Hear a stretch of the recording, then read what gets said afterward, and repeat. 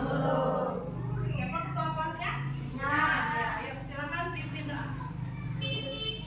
Siap. Doa mulai. Bismillahirrahmanirrahim. Alhamdulillahirabbil alamin. Ar-Rahmanirrahim. Maliki yaumiddin. Iyyaka na'budu wa iyyaka nasta'in. Ihdinas siratal mustaqim. Siratal ladzina an'amta 'alaihim ghairil maghdubi 'alaihim waladdallin. Amin. Salam kepada Ibu Guru. Assalamualaikum warahmatullahi wabarakatuh. Waalaikumsalam. Terima kasih ya Devina. Nah sekarang Ibu mau bertanya, kenapa sih kita harus berdoa terlebih dahulu sebelum mengawali pembelajaran? Ada yang tahu nggak?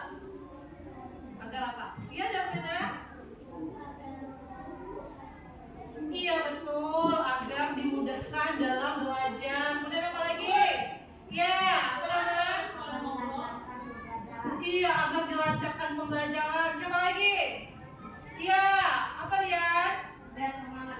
Biar lebih semangat. Ya, tentu sebelum mengawali pembelajaran kita itu harus mengawalinya dengan berdoa terlebih dahulu sesuai dengan kepercayaan kita masing-masing agar apa yang kita lakukan, apa yang kita pelajari mendapatkan ridho dari Allah Subhanahu wa Ta'ala. Nah, sebelum memulai pembelajaran, Ibu ada lagu nih. Ada yang sudah hafal lagu Hari Merdeka? Hafal? Hafal. Sekarang semuanya berdiri yuk, kita nyanyi.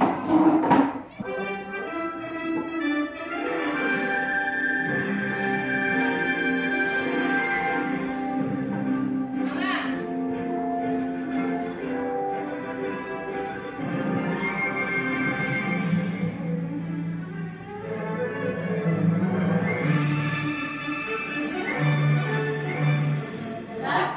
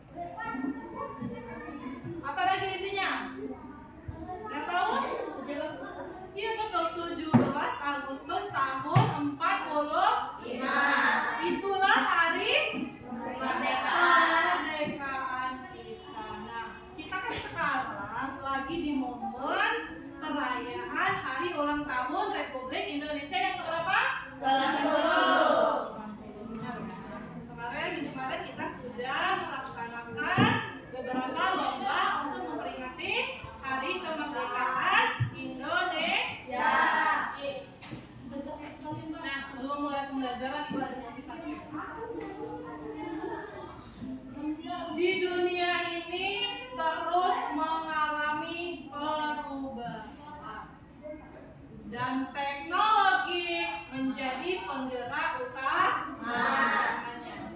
Siapapun yang tidak mau mengikuti perkembangan teknologi, lambat laun dia akan tertinggal. Maka dari itu, mari kita siapkan diri mulai belajar teknologi dari sekarang. Salah satu contohnya ini yang Ibu gunakan pada pembelajaran kita, menggunakan laptop, kemudian ada ini merupakan contoh dari teknologi. Sebelum memulai pembelajaran agar lebih semangat, Ibu ada speaking. Ya, kita tepuk semangat dulu ya. Bisa tepuk semangat? Bisa. Tepuk satu. Satu. Kalau Ibu bilang tepuk satu berarti satu kan? Kali tepuk satu. Tepuk dua. Tepuk dua. Tepuk tiga. Tepuk semangat.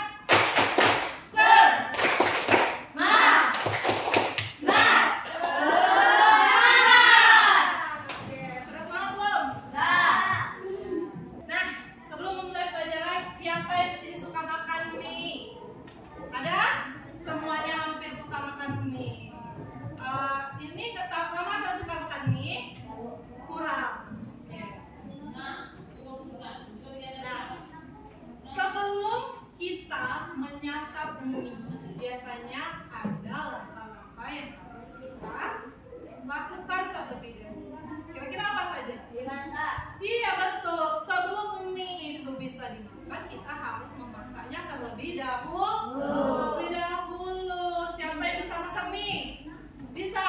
Kira-kira bagaimana sih cara kita masak mie? Pertama, Buka bungkusnya, Bu. buka bungkus, kemudian Keluarkan ini dengan bumbunya. keluarkan mie, kemudian masukkan ke mana? Air. Ya, ada hidupkan kompor dulu. Kemudian apa lagi? Ada rebus air dulu, lalu masukkan mie. Setelah kita tunggu beberapa menit, mie-nya matang, baru kemudian kita tiriskan. Ada langkah-langkahnya ya dalam memasak mie. Nah, bukan cuma memasak mie. Segala sesuatu itu pasti ada langkah-langkahnya.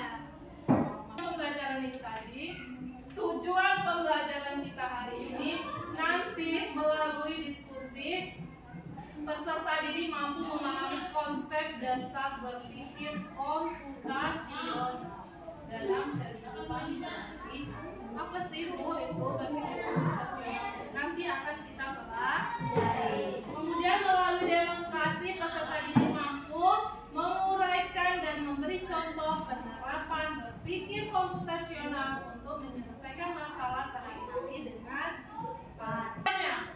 Apakah kalian tahu aplikasi-aplikasi di bawah ini? YouTube tahu?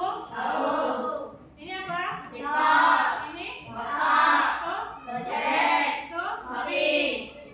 Nah, dari beberapa aplikasi yang Ibu tampilkan ini, kalian menggunakan yang mana saja?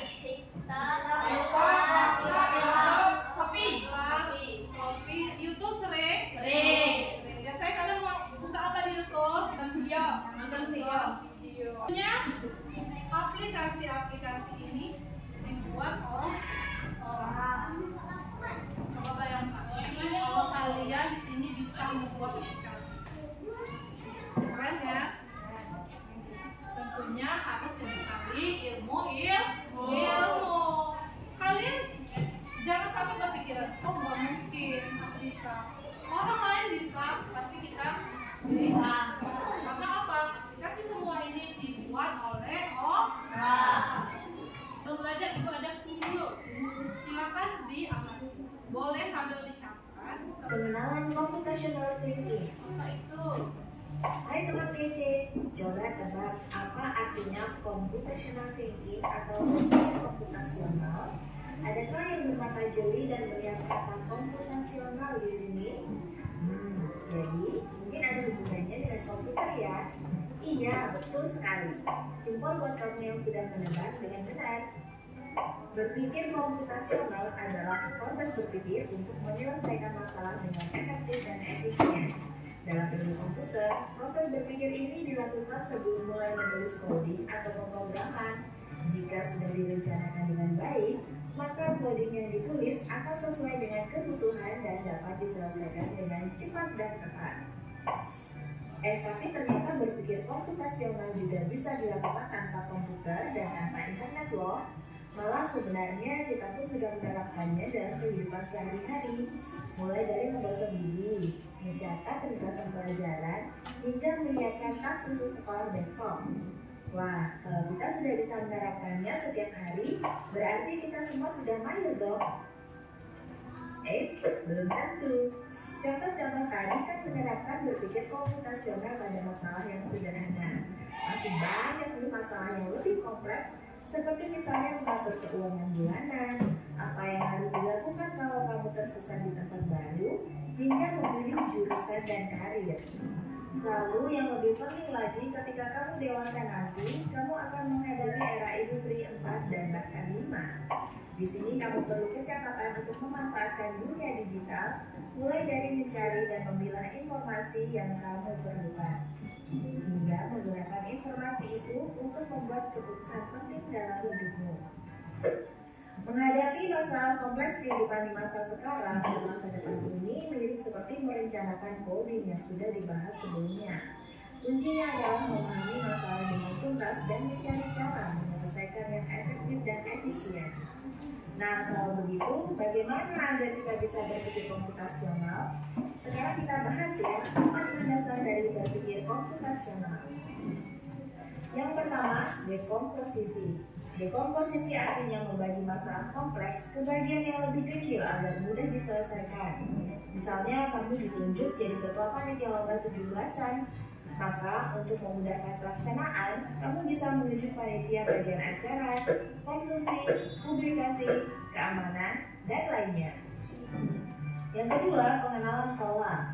Artinya mencari kesamaan dan pola di antara bagian-bagian masalah kompleks yang sudah dipecah. Misalnya, kamu hendak melipat dan menyimpan jemuran di rumah, maka kamu perlu bisa mengenali jemuran milik ayah, ibu, kamu, adik, dan milik bersama seperti spray, handuk, dan lainnya. Ini karena jemuran-jemuran itu perlu disimpan di tempat yang berbeda.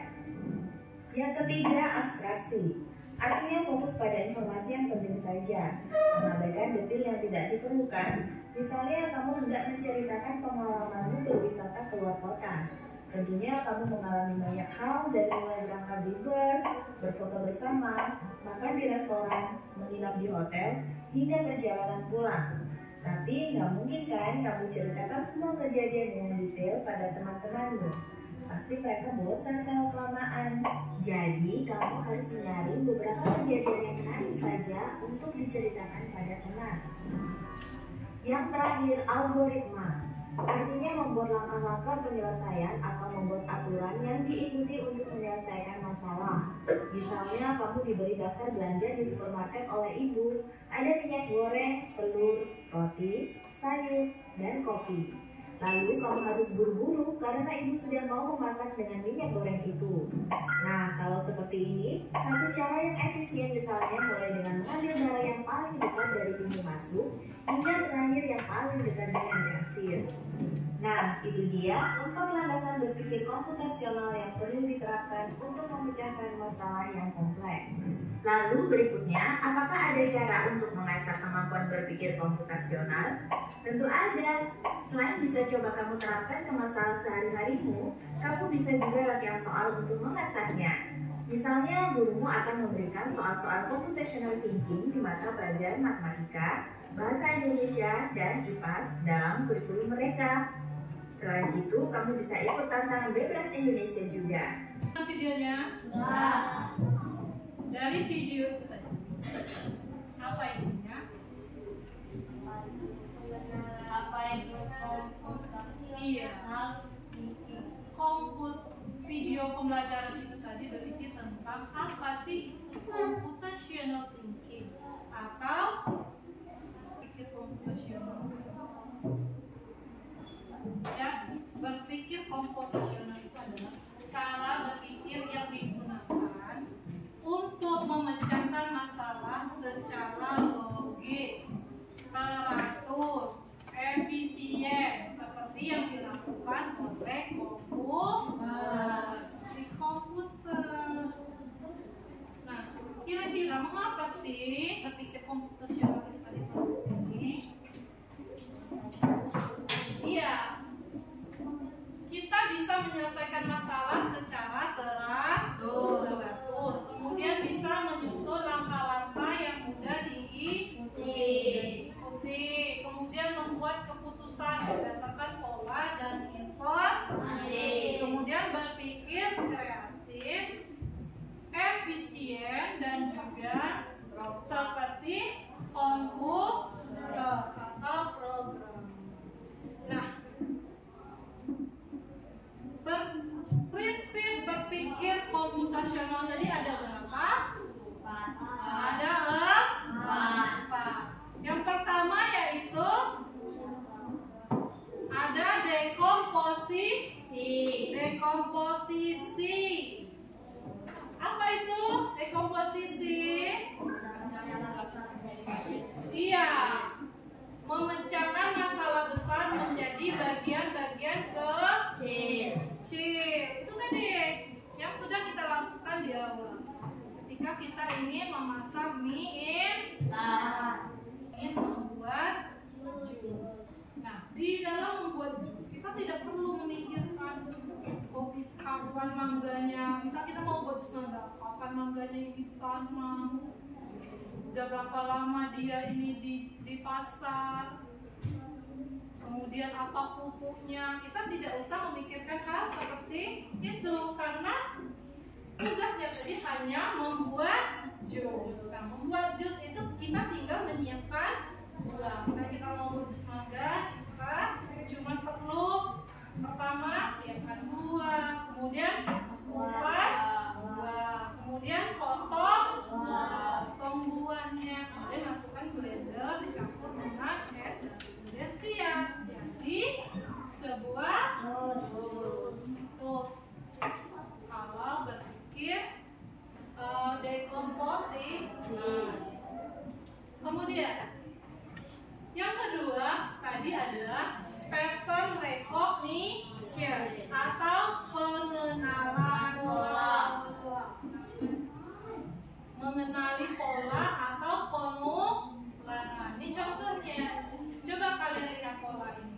Oh, polanya kayak gitu. Pertama apel, kemudian jeruk, kemudian ada apel lagi, jeruk lagi, apel lagi, dan jeruk.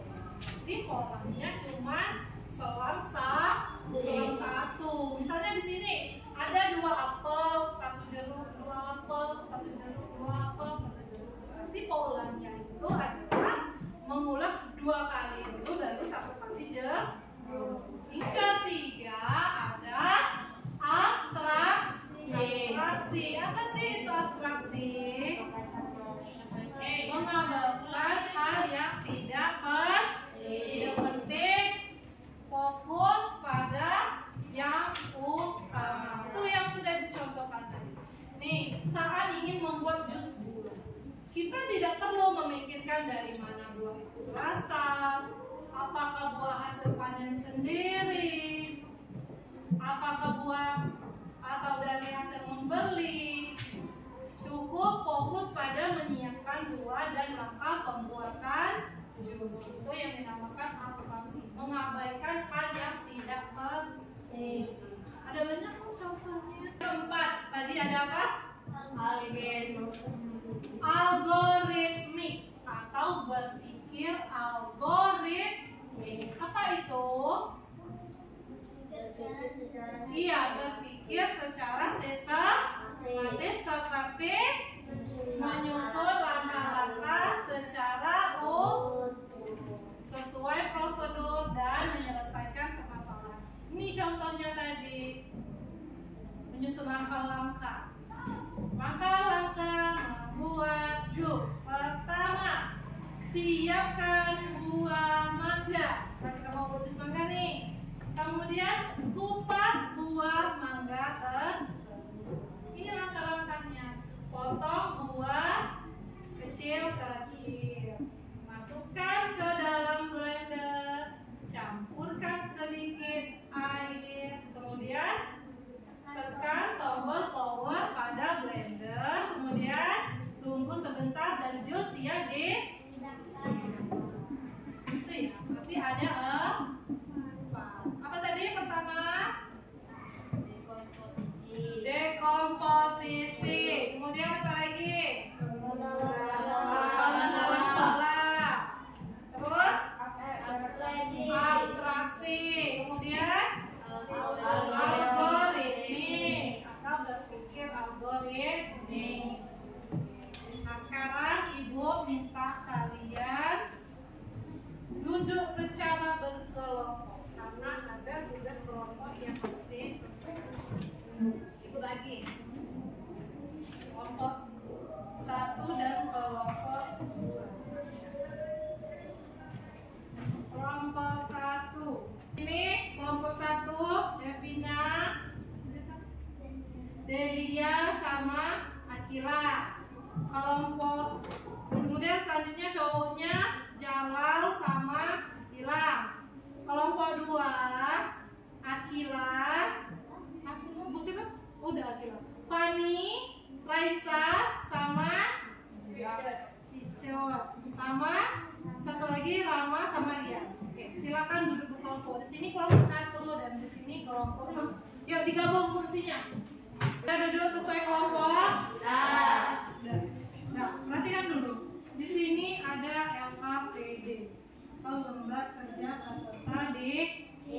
Silakan kalian kerjakan secara berkelompok. Semua kelompok harus bekerja sama. Ini kelompok 1.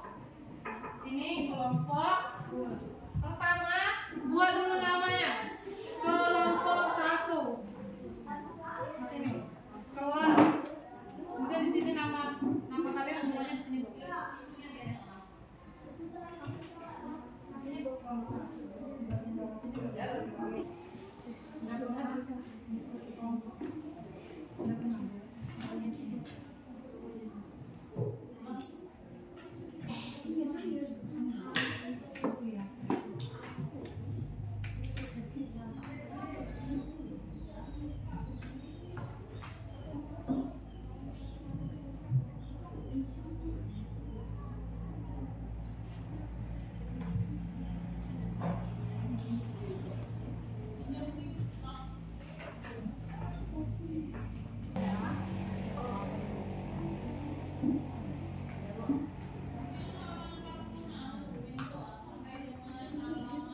Nah, buka yang halaman pertama.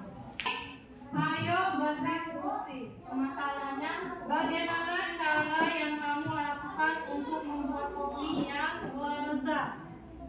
Kemudian, silakan apa yang akan kamu lakukan agar kopi ini bisa kamu nikmati. Dimulai langkahnya di mana mie ini belum tersedia di rumahmu. Buat langkahnya. Mie-nya ini belum tersedia di rumah. Berarti harus apa? Harus dibeli dulu. Langkah pertamanya dibeli. Terserah. Mau beli di minimarket, warung. Berarti pertamanya adalah beli mie terlebih dahulu di rumah. Tadi kan sudah kita angkat. Karena di sini pembelian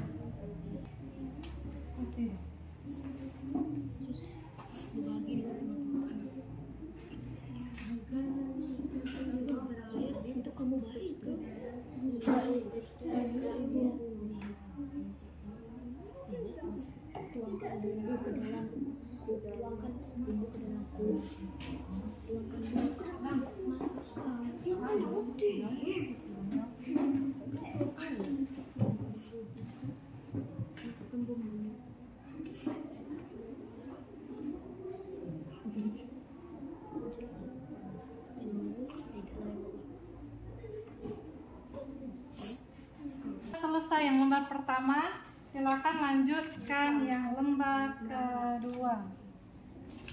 So, di bagian belakang itu ada kartunya.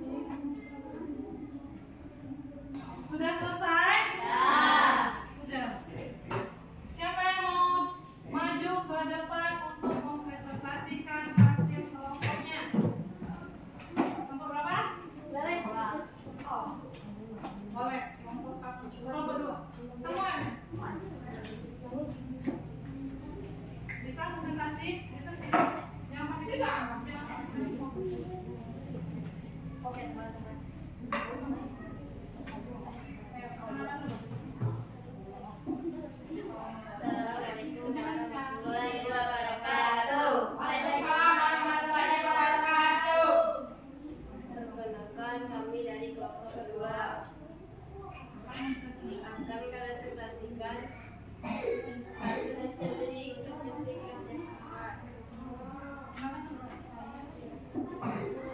Perkenalkan nama saya Fani. Perkenalkan nama saya Raisa. Perkenalkan nama saya Sisa. Perkenalkan nama saya Rama. Perkenalkan nama saya Rian.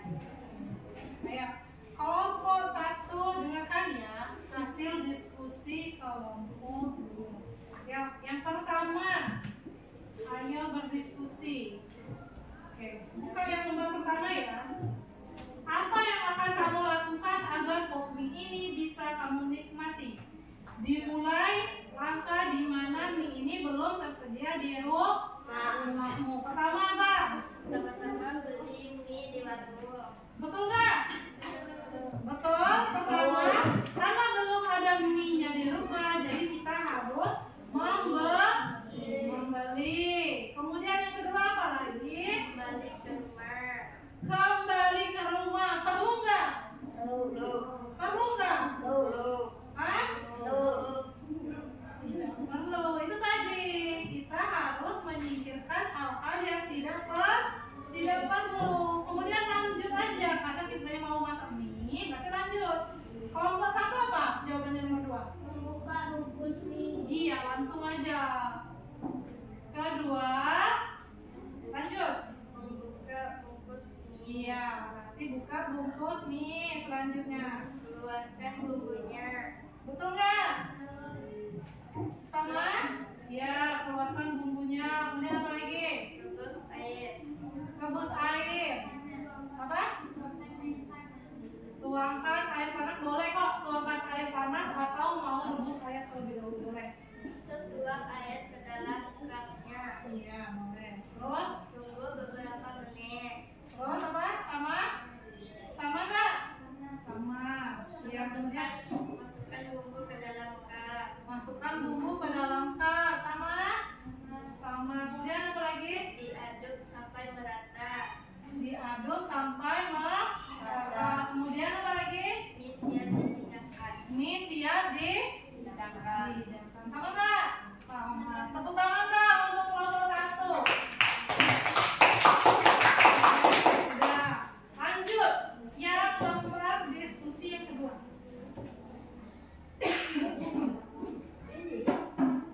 Pertama, pilihlah kartu.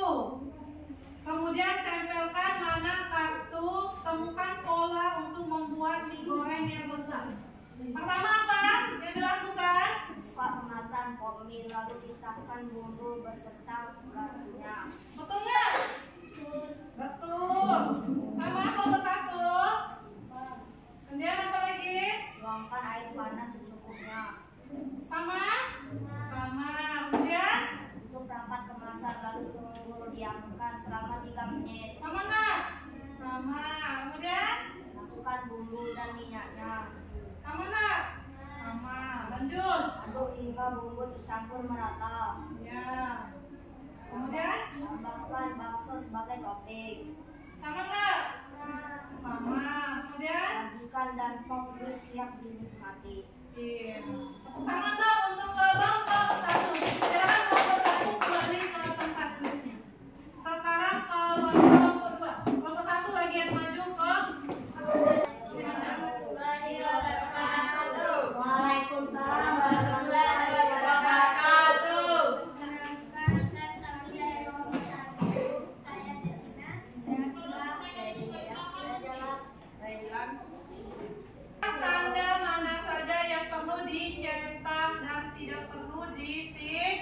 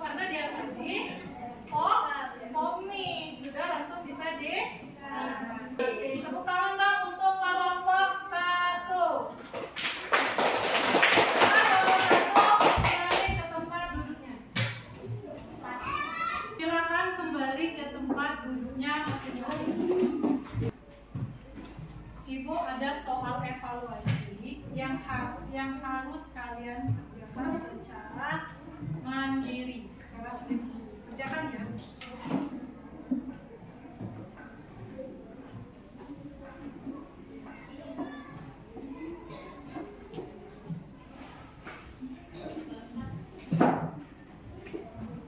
Boleh dikasih nama.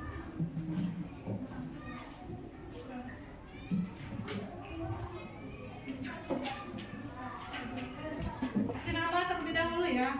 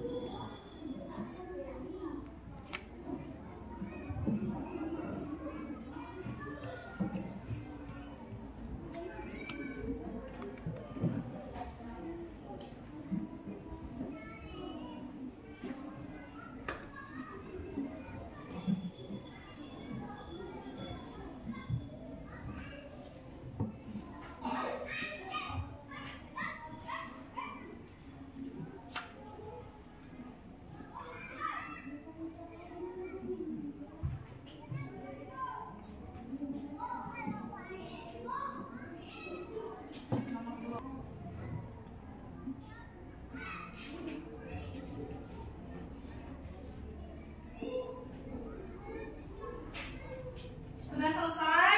Sudah. Silakan dikumpulkan ke depan.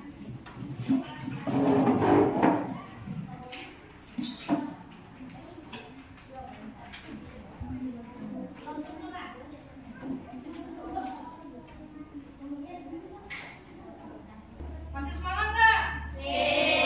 Biar lebih semangat lagi, kita tetap semangat dulu ya. Iya. Tepuk 1, tepuk 2, tepuk 3, tepuk semangat.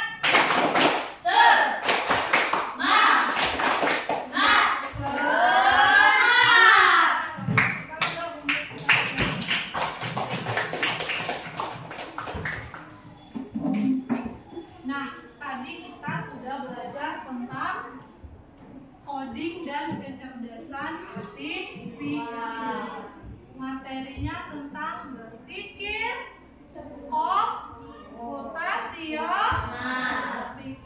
komputasional. Ada apa saja tadi? Coba dilihat dulu catatannya. Yang pertama ada, yang pertama ada dekomposisi. Kemudian apa lagi? Pengenalan pola. Kemudian apa tadi? Berpikir komputasional artinya kita berpikir terstruktur dan sistematis seperti komputer. Setelah kita belajar berpikir komputasional, berarti kita sedang belajar menjadi pemimpin komputer, orang yang bisa memberi perintah dengan cepat. Nah, prinsip berpikir komputasional ini penting untuk kita pahami dan kita terapkan. Penting dalam kehidupan sehari-hari kita penting untuk menggunakan berpikir komputasional ini. Tadi sudah kita pelajari video, bukan cuma tentang memasak nih, tapi semua yang kita lakukan dalam kegiatan sehari-hari pasti itu ada langkah-langkahnya. Seperti kita mau makan,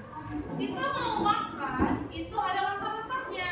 Pertama, ambil piring, ambil nasi, ambil lauk, baca doa, iya kan? Iya, segala sesuatu berarti kita di dalam kehidupan sehari-hari sudah terbiasa menerapkan cara berpikir komputer